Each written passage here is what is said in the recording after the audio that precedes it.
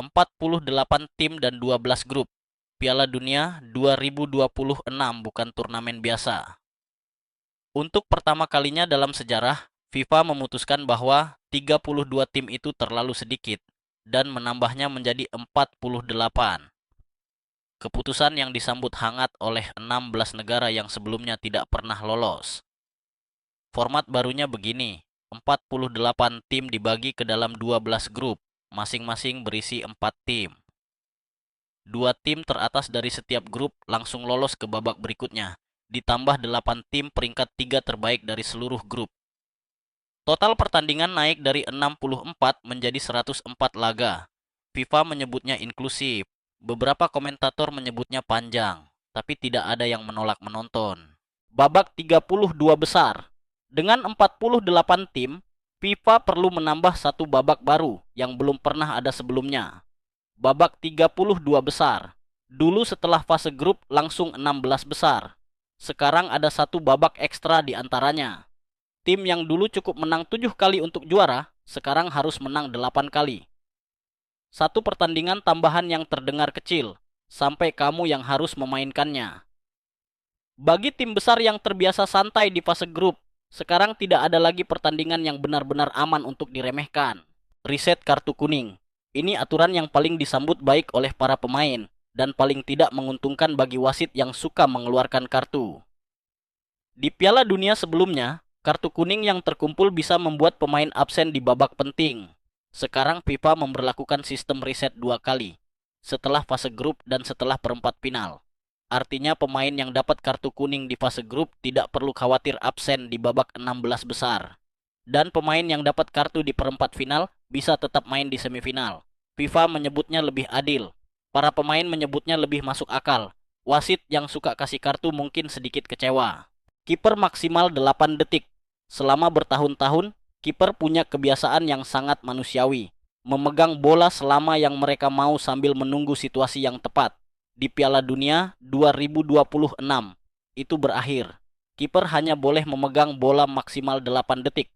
Wasit akan memberi aba-aba visual di 5 detik terakhir sebagai peringatan. Kalau lewat batas waktu, lawan dapat tendangan sudut. Kiper yang selama ini memegang bola sambil menunggu instruksi pelatih, mengatur napas, dan mungkin juga memikirkan menu makan malam, sekarang punya batas waktu resmi. Larangan buang waktu. Buang waktu adalah seni yang sudah lama dipraktikkan di sepak bola, dan FIFA akhirnya memutuskan bahwa seni itu sudah cukup.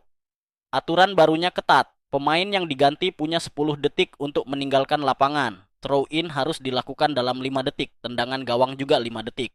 Wasit memberi tanda visual di detik-detik terakhir. Kalau melewati batas, hak bola berpindah ke lawan. Taktik klasik pura-pura mengikat tali sepatu sambil jalan pelan ke pinggir lapangan. Kemungkinan besar sudah tidak akan seefektif dulu. VAR diperluas. VAR sudah kontroversial sejak pertama diperkenalkan. FIFA memutuskan bahwa solusinya bukan mengurangi VAR, tapi memperluas kewenangannya. Di Piala Dunia 2026, VAR kini bisa meninjau kartu kuning kedua yang dianggap keliru, pelanggaran ofensif sebelum tendangan sudut atau tendangan bebas, dan kesalahan identitas pemain yang menerima kartu. Wasit juga bisa membatalkan keputusan sebelumnya jika VAR menemukan bukti yang jelas. Lebih banyak review, lebih banyak jeda, dan lebih banyak momen di mana seluruh stadion menatap layar besar sambil tidak tahu harus bereaksi apa. Aturan perawatan medis. Pura-pura cedera adalah strategi yang sudah digunakan sejak lama.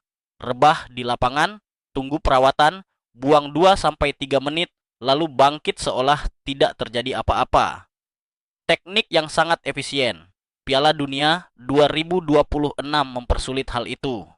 Pemain yang menerima perawatan di lapangan wajib keluar dulu selama minimal 1 menit sebelum boleh kembali bermain. Ada pengecualian. Kiper cedera serius seperti gegar otak, tabrakan antar pemain satu tim, atau jika lawan yang kena kartu akibat pelanggaran tersebut. Pemain kini perlu mempertimbangkan lebih matang apakah cedera yang mereka rasakan benar-benar layak untuk dipertontonkan. Jeda minum 3 menit.